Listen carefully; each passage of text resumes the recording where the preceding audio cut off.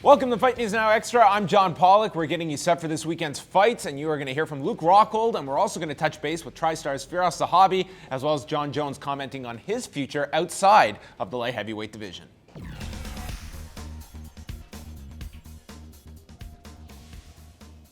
Everyone is weighing in on this Saturday's middleweight main event between Luke Rockhold and Lyoto Machida, and two of the top 185-pound fighters in the world are going to meet in Newark, New Jersey. One of the top coaches in the industry, Firas Zahabi, spoke to Fight Network with his breakdown of the fight and who he sees getting the victory. I think it's an interesting fight. I rarely ever bet against Machida, but I do like Rockhold in this fight. I think Machida's style, when it first came to UFC, it was very strange and very unfamiliar, and nobody had partners to mimic him. But then as he became very successful, it became a little bit more predictable and more repetitive. And I don't really feel he's changed in attitude style enough. So I don't think Rockhold's going to be surprised. I think he's seen what Machida does. I think a lot of guys are figuring it out. And Machida needs to add a new twist to his game. If he doesn't, it's going to be a Rockhold night. You don't want to rush Machida because you're walking for counter. You don't want to give him all the space in the world because he'll pick you apart from the outside, kind of like what he did with Henderson. And I think the right amount of pace and the fact that you know that what he does, he throws a knee, he throws the blitzing left. Machida doesn't really do combinations. I think that's his weakest point. He's very good at controlling distance, but he doesn't shoot double legs and he doesn't throw combinations. I don't think it's going to be enough to beat a Rockhold. Media Day went down on Thursday in Newark, New Jersey, with much of the focus being placed on the main event. Ariel Helwani of MMAfighting.com caught up with Luke Rockhold to discuss how important this fight is to him and what is at stake for the winner. This is my chance to go out there and prove myself as the best fighter out there and most deserving of the title shot.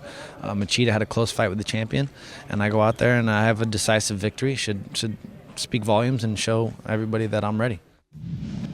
And UFC light heavyweight champion John Jones hosted a Google Hangout with fans, chatting about numerous topics, including the idea of going up to the heavyweight division.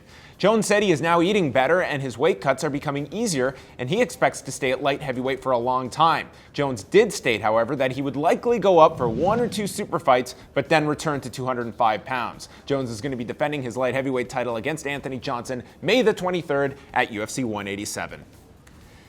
This Saturday night, the main card of the UFC's return to Newark, New Jersey will be seen on CTV2 in Canada, all leading up to the middleweight main event between Lyoto Machida and Luke Rockhold. I'm here with John Ramdian and Robin Black. We're going into the weekend. The UFC is back on Fox in Newark, New Jersey. It's a card we've been talking about all week long. And this is an interesting one because there's going to be actually 4 hours of fights on Fox. So kicking off at 6 Eastern.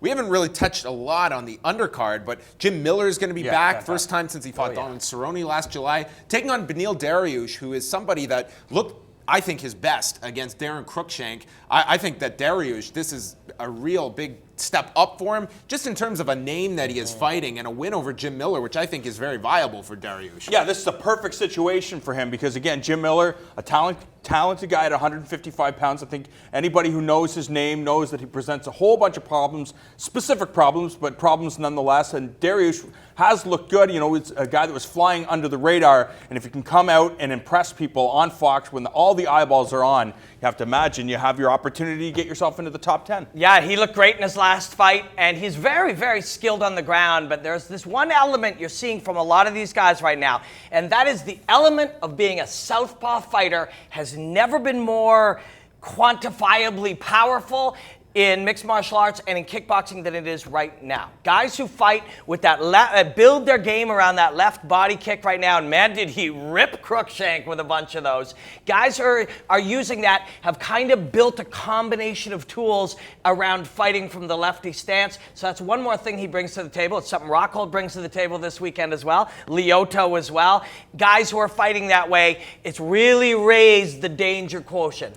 Yeah, we've also got Aljamain Sterling. He'll be fighting Takeya Mizugaki. Another important fight for him just in terms of who are going to be those next level of contenders at 135 pounds. I think Sterling, he's undefeated at this point. You can beat a guy like Takeya Mizugaki. I think a lot of people will be talking about him afterwards when it comes to those next level of bantamweights that are on the rise. But let's chat a bit about the main card. We've talked so much about the main event with Luke Rockhold and Lyoto Machida. I think this one is going the full 25 minutes. Do you feel that if there is a finish, is this Luke Rockhold's fight to finish? I I think so, but I could be wrong because Lyoto Machida is one of those guys that if you're sleeping on him and you get too confident, he can catch you. But then again, we saw he hit Chris Weidman a whole bunch of times, and Chris Weidman proved that he could take it. I think Luke Rockhold should be able to take the punishment. And if anybody's getting stopped, unfortunately, I think it might be the former 205-pound champion. This fight is just so good. It's just, and it gets better. The more you look at it, the more you think about it. We got to talk to Rockhold the other day.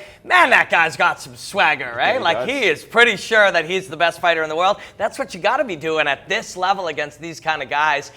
If Machida 4 months ago or 6 months ago, I'd have said he's not winning a 25-minute fight. He's going to have to catch him and hurt him, stop him on the way in, and ding him with the left. But, man, he looked good against Weidman, and he won that 5th round as in my memory as I think of it right now. He either won it or really came on and looked good in that 5th round. That leads me to believe he can do it, but I'm seeing Rockhold finishing him. I really am.